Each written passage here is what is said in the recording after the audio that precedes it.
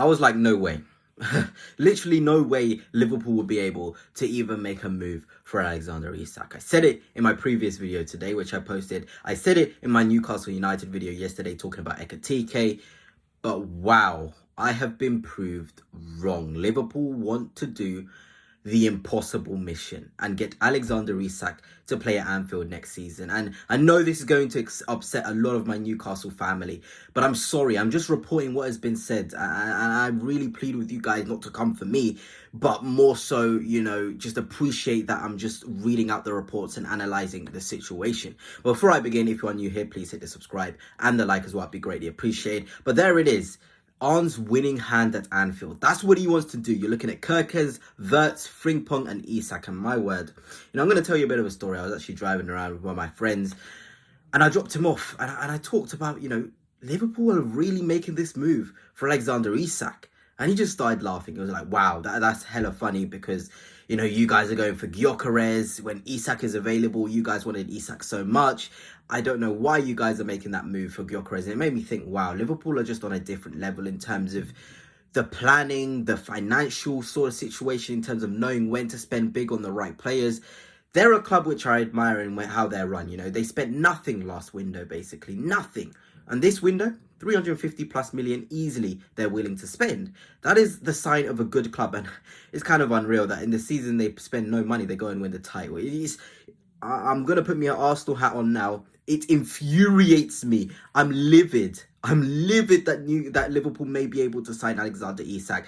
That is just me being as totally honest as possible. I'm absolutely livid that this could be a possibility because I know what it's going to mean for my club and it's not very good whatsoever. But anyway, let's talk about the facts. And Isak's agent ended talks of an extension last season and Newcastle were ready to make him the best player in the club's history. That's from M. Hardy. He's a pretty good source for Newcastle news. So there's the first domino already. Alexander Isak does not want to extend his contract. And I want you guys to remember these key dominoes as we come towards the end of the video when I'm going to really go in depth about it.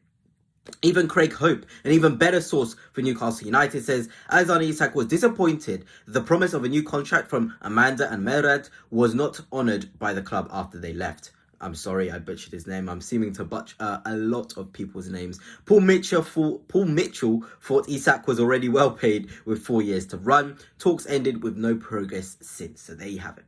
There you have it. Another big Newcastle United source confirming Isak is disappointed with the contract talks. And players disappointed with the contract talks, he isn't going to want to enter them again. Newcastle United's hands are tied. They're quite literally tied regarding Alexander Isak. It's really disappointing. But the fact that there's no progress made with the contract means Liverpool, who have the financial power to offer him £300,000 per week comfortably, can come into this and say, Isak, you can win a title next year, Champions League. Here's the contract. Here's the contract right in front of you. And Fabrizio Romano himself came out to say, Liverpool want to make something crazy happen. It will be very difficult and they know that, but it depends on Newcastle. The approach has been made. We saw David Ornstein coming out to say, Newcastle have been approached by Liverpool. They're willing to spend above £120 million. The Ekatike stuff, it's a lot, guys. It is a lot. But Liverpool want to make this happen. This is the first concrete, sort of posts around Alexander Isak actually being a concrete target for Liverpool. And that's major. That's absolute major. You used to just be fluttering around. There was no concrete reports. But Fabrizio, David Ornstein, Craig Hope, all are talking about this interest from Liverpool. And the Times has also said Liverpool have made an approach for Isak, would be willing to offer the 120 like Ornstein said. The suspicion is Liverpool would not have made an approach if they had not been encouraged to do so. And that's another thing. Liverpool wouldn't be wasting their time. There must have been some sort of encouragement. I don't know where from, whether it's from Isak and his entourage, but there has been a vote of confidence for Liverpool to make a move. And that just doesn't just happen. It doesn't. It genuinely just doesn't just happen.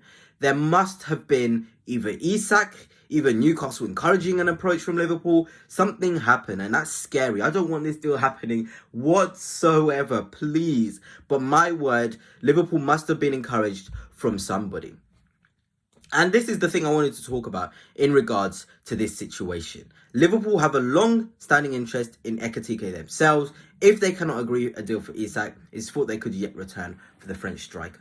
So you remember when I was saying about Alexander Isak and sort of the situation with Newcastle and the contract talks ending? I would imagine that Isak, under any circumstance, would leave Newcastle next season. Unless Newcastle win the Premier League and win the Champions League, or win one of those two major honours, I genuinely believe he will leave next season, without a shadow of a doubt. You know, whether that's to Barca, to Real Madrid, to Liverpool, that's going to be the case. So Newcastle, the fantastically well-run club they are, make an approach for Ekitike and be like, okay, we'll be humble about it. Isak will probably stay for one more year. Thank you for doing that, Isak. But let's have somebody in the pipeline ready, like Ekitike. That is what they've done. They're readying a bid. They want to make a deal happen. But the reason this has completely gone pear-shaped and Liverpool have the upper hand in this is that by saying we'll go for Isak now, Newcastle United know, okay, Ekitike situation. Liverpool want Ekitike as well. They're willing to go for either Isak or Ekitike. But we, Newcastle United, know that next summer, Isak will probably leave the club. So who do we go for next summer if Isak goes?